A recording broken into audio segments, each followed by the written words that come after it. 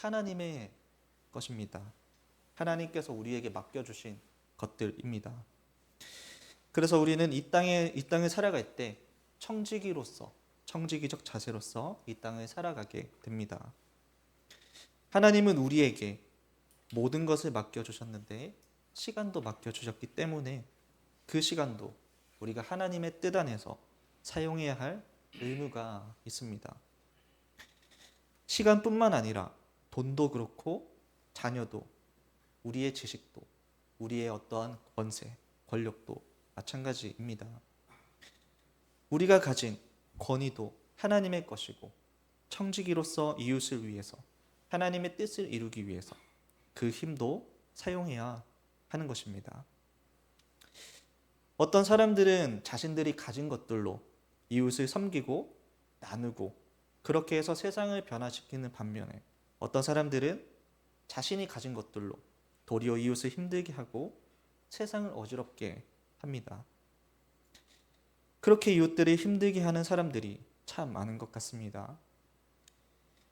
예수님을 시험하고 넘어뜨리려고 했던 사람들은 지식이 없었던 사람들이 아닙니다.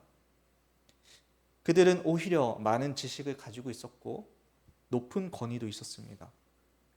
재물도 많았습니다. 더 나아가서 그들은 사회에서 영향을 끼치는 지도자들이었습니다.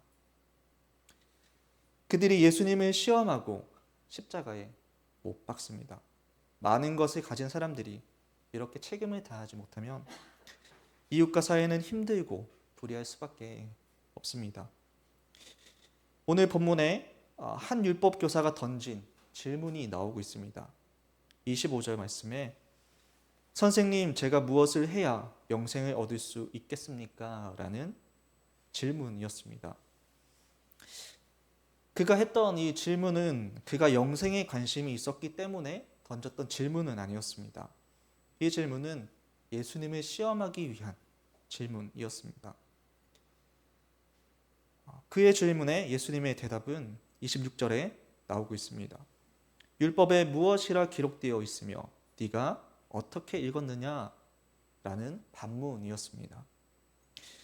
그러자 율법 교사가 이어서 대답하기를 내 마음을 다하며 목숨을 다하며 힘을 다하며 뜻을 다하여 주 너의 하나님을 사랑하고 또한 내 이웃을 내 자신같이 사랑하라 하였나이다 라고 정답을 이야기했습니다.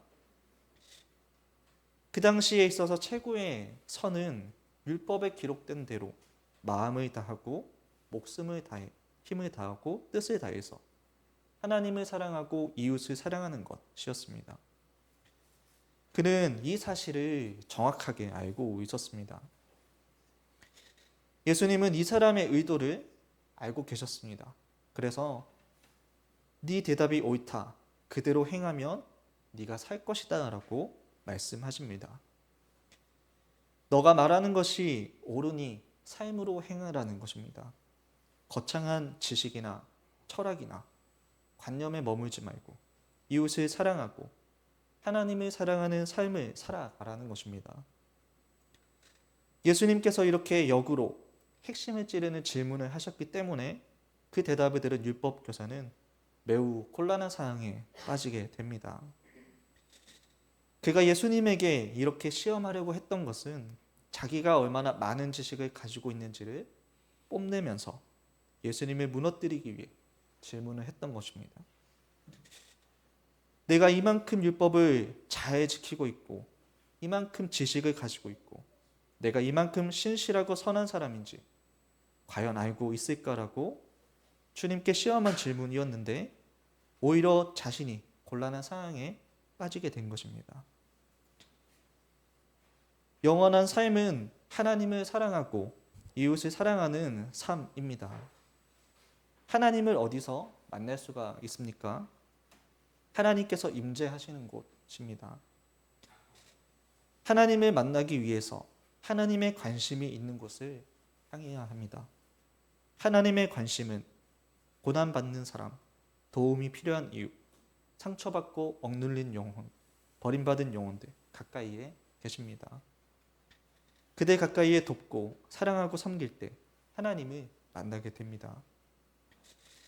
영생은 단지 지식과 사상으로 정의될 수 없습니다. 하나님을 사랑하고 이웃을 사랑하는 것이 영생을 깨닫게 합니다. 요즘 우울증이 너무 많습니다. 신경이 쇠약해지고 우울증이 생기는 것은 나 자신에게 지나치게 집중하기 때문입니다.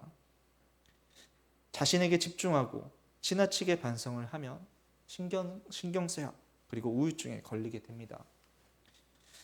어떤 의사들은 이웃을 섬기는 일이 이 우울증과 신경쇠약에 벗어나는데 도움이 된다고도 말을 합니다. 나 자신이 아닌 다른 누군가를 섬기고 돕는 것이 효과적이라는 것입니다. 마틴 루터는 인생을 잘 사는 사람이 다른 사람을 위해 살아가고 인생을 못 살아가는 사람이 자신만을 위해 살아간다라고 말했습니다. 하나님을 사랑하고 이웃을 사랑하는 일에 집중하며 영원한 생명을 체험할 수가 있습니다. 본문 29절에서 이 사람이 예수님께 한 번 더 묻고 있습니다. 그러면 누가 내 이웃입니까? 라고 묻고 있습니다. 성경은 이 질문을 했던 곳에 각주를 달고 있는데요. 29절에 그 사람이 자기를 옳게 보이려고 라고 말하고 있습니다. 한마디로 자신의 의를 드러내려고 한 것입니다. 당시 유대인의 이웃에 대한 범주는 혈통적인 유대인에 한정되어 있었습니다. 이런 기준에서 율법교사는 자기가 얼마나 이 기준을 잘 지키고 잘 알고 있는지를 확인받고 싶었습니다. 그러한 자신의 의를 담아서 그러면 누가 나의 이웃입니까? 라고 물었던 것입니다. 자기가 지켜온 것들은 정당하고 예수님이 깨닫지 못하는 것이 있다고 말하고 있는 것입니다. 이웃을 사랑하라고 했으면 그 이웃이 누구인지 명확하게 규정해달라는 것입니다. 막연하게 이웃을 사랑하라고 하면 그 이웃이 누구인지 모르기 때문에 어떻게 사랑할 수 있겠냐는 겁니다. 율법교사는 그렇게 예수님을 가르치면서 이웃을 사랑하지 않는 자신을 정당화하려고 합니다. 그러면서 누가 나의 이웃입니까? 라고 질문을 던진 것입니다. 이 율법교사는 명백한 진리를 피해가려고 합니다. 누가 이웃인지 몰라서 사랑하지 못한다는 말의 이면에는 사랑할 만한 이웃이 있고 사랑하지 않아야 할 이웃이 있다는 것입니다. 실제로 이 율법교사들은 그렇게 행동을 했습니다. 팔레스타인에서는 수없이 많은 외부 민족들과의 갈등이 있었습니다. 침략도 많았고 그만큼 갈등과 싸움이 많았습니다. 이스라엘을 사이에 놓인 땅이라고 부르는데 북쪽 메소포타미아와 애굽 문명 사이에 있었기 때문에 그 이스라엘만큼 외부의 침략이 많은 지역도 없었던 것입니다. 그래서 율법학자들은 동쪽을 이웃으로 생각을 했고 이방 민족들은 이웃으로 생각을 하지 않았습니다. 그래서 사마리아 사람들도 그들의 이웃이 아니었습니다. 더 심하게는 그들을 향해서 개라고 불렀습니다. 그들은 사랑할 이웃이 있고 사랑하지 않아도 될 이웃이 있다고 생각을 하면서 이웃을 사랑하라는 그 말씀을 자신들 마음대로 축소시킨 겁니다. 오늘 본문의 율법교사는 예수님께 그럼 누가 우리의 이웃입니까? 라고 질문을 하면서 이웃을 사랑하라는 이 주님의 명령을 피해가고 있습니다. 예수님은 이렇게 자기 의를 드러내려는 율법교사에게 선한 사마리아인의 이야기를 들려주십니다. 그 이야기는 이렇습니다. 어떤 사람이 예루살렘에서 여리고로 내려갔다가 강도를 만납니다. 그 사람은 강도에게 모든 것을 빼앗기고 거의 죽은 채로 버려졌습니다. 누군가의 도움이 필요할 때 그때 마침 제사장 한 사람이 지나다가 그 쓰러진 사람을 발견합니다. 그는 종교 지도자이고 율법 앞에서는 누구보다도 깨끗한 사람일 텐데 그 쓰러져 죽어가는 사람을 보고 피해서 도망을 가버립니다. 그리고 조금 있다가 레위인이 그 길을 지나갑니다. 그리고 그 강도 만나서 쓰러진 사람을 보게 됩니다. 레위인이라고 한다면 구별된 사람, 구별된 민족입니다. 누구보다도 율법에 정통한 사람이겠지만 그 사람도 그냥 보고 지나가 버리는 것입니다. 그러다가 어떤 사마리아 사람이 여행을 하다가 그를 발견하고 불쌍한 마음으로 다가가서 그를 주막으로 데리고 가서 치료하고 숙박까지 제공하고 주인에게 혹 부족하면 돌아올 때 더 많이 갚겠다라고 부탁까지 하고 가는 것입니다. 너희가 그토록 증오하고 불순하다라고 생각하는 그 사마리아인이 그랬다라는 겁니다. 주님께서 이 이야기를 말씀하시고 나서 그에게 질문을 하십니다. 누가 우리의 이웃이냐고 너가 물었느냐? 이 세 사람 중에 누가 강도 만난 사람의 이웃이냐? 라고 주님이 되물으십니다. 이 주님의 질문에 그는 대답을 하기 싫었습니다. 입에 담는 것조차 싫어하는 그 사마리아인이 이웃이었기 때문입니다. 그래서 사마리아인이라고 하지 않고 자비를 베푼 자라고만 말을 하고 있습니다. 율법교사는 이웃을 사랑하려면 누가 이웃인지를 알아야 된다라고 했었습니다. 그러나 예수님께서는 누가 이웃인지 몰라서 사랑하지 않는 것이 아니라고 하셨습니다. 먼저 누구의 이웃이 될지를 생각하면 이웃이 보인다는 것입니다. 독일의 설교가 마오는 사랑은 필요 그 자체를 발견한다라고 했습니다. 사랑은 이웃의 불행을 보게 해주고 필요를 보게 해주고 우리의 눈을 열어준다라고 했습니다. 율법 교사에게는 이웃이 누구인지 모르는 것보다 사랑이 없었던 겁니다. 보이지 않아서 사랑하지 못하는 것이 아니라 사랑이 없기 때문에 보이지 않았던 것입니다. 오늘날 이 시대는 어떻습니까? 세상에서는 우리 이웃에 대한 정의가 많이 있습니다. 우리가 누구를 섬기고 사랑해야 할지에 대한 이웃이 누구인지에 대한 그러한 광고나 세미나와 같은 토론들이 가득합니다. 사랑이 있으면 도울 이웃이 보이지만 사랑이 없으면 보이지 않는 것입니다. 오늘날도 동일하게 우리가 하나님께 누가 우리의 이웃입니까? 라고 질문을 한다면 하나님은 누구의 이웃이 될 것인지를 물어보실 것입니다. 선한 사마리아인을 통해 예수님의 사랑을 발견하게 됩니다. 사마리아인은 원수 그 이상의 사랑, 유대인을 불쌍히 여기며 사랑했습니다. 사마리아인들이 유대인을 싫어하는 것은 다른 것들보다도 유대인들이 자신들을 싫어했기 때문입니다. 그러한 미움과 증오는 악순환이기 때문에 그 마음이 누군가로부터 생긴 마음이 또 다른 미움을 만들어냅니다. 그래서 이것을 끊기 위해서 사랑하는 선순환으로 바꾸기 위해서 사랑이 필요한 것입니다. 오늘 성경에서 선한 사마리아인이 바로 그 사랑, 십자가의 모델을 잘 보여줍니다. 하나님의 사랑을 베푼 이것이 십자가의 사랑입니다.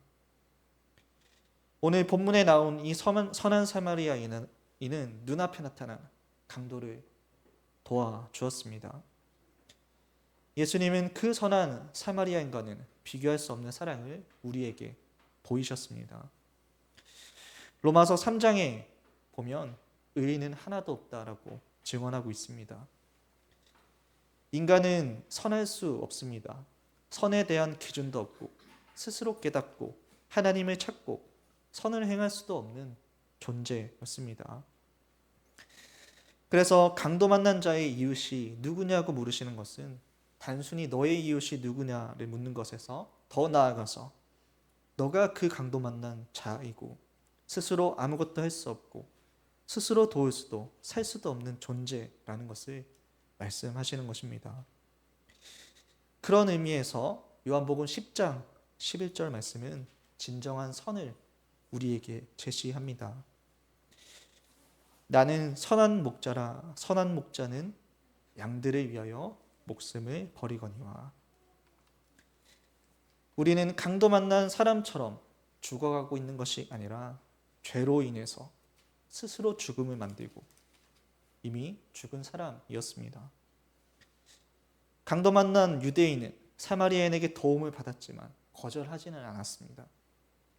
그러나 우리는 예수님의 사랑과 도움을 거절하고 받아들이지 않았습니다. 사마리아인은 잠시 영광을 받았지만 예수님은 영광의 자리에서 내려오셔서 승천하시기까지 평생을 우리의 선한 목자가 되어 오셨습니다. 예수님은 그렇게 생명을 주셨고 또한 예수님의 사랑이 얼마나 크고 아름다운지도 보여주셨습니다. 이 시대에 선한 사마리아인이 된다라는 것은 강도 만나는 일이 없도록 예방하는 것과 같습니다. 내가 가진 것을 통해 사랑을 실천하는 그 사람이 선한 사마리아인입니다. 이 비유를 통해서 예수님이 요구하시는 것은 강도 만난 사람을 돕는 것뿐만이 아니라 앞을 내다보는 사랑도 요구하십니다. 강도가 나타나지 않는 그러한 사회가 되도록 사랑을 행할 것을 말씀하시는 것입니다. 이것이 이 시대에 선한 사마리아인이 해야 할 역할일 것입니다. 사랑받지 못해서 자살하는 사람들, 사회로부터 버림받은 사람들, 방황하는 사람들, 오늘 주님께서 이 시대에 강도 만난 수많은 사람들을 향해서 그들의 이웃이 되어줄 수 있느냐고 물으십니다. 오늘 우리가 이웃을 사랑하고 선한 이웃의 역할을 감당할 수 있게 된 것도 소망 없던 우리가 소망을 가질 수 있게 되었고 이제는 영원한 생명의 가치를 두고 있기 때문입니다. 구원받은 자로서 마땅히 가져야 할 영생의 가치가 담긴 삶을 사는 것입니다. 우리는 참 바쁜 시대를 살아갑니다. 나 하나도 챙기기 힘들다고 이야기를 합니다. 교회에서조차 예배가 끝나면 내일부터 시작되는 삶의 현장에서 어려움과 혹독함과 생존이 걸려있는 현실 앞에서 답이 없다라고 말하며 살아가는 사람이 있을지도 모르겠습니다. 그런데 그런 우리를 위해서 예수님께서 이 땅에 오셨습니다. 방황하던 우리에게 선한 목자가 되어주시고 선한 이웃이 되어주셨습니다. 그래서 예수 믿는 우리로 하여금 오늘도 우리 삶에서 소망을 붙들고 살아갈 수 있도록 이끌어 주셨습니다. 이것이 우리 삶에 놓여있는 해답이 됩니다. 우리 모두가 예수님을 따라서 선한 이웃이 되기를 바랍니다. 이 땅에서 진리를 따라 하나님과 이웃을 더 사랑하고 하나님 나라를 드러내는 우리 모두가 되기를 주님의 이름으로 축복합니다. 우리 함께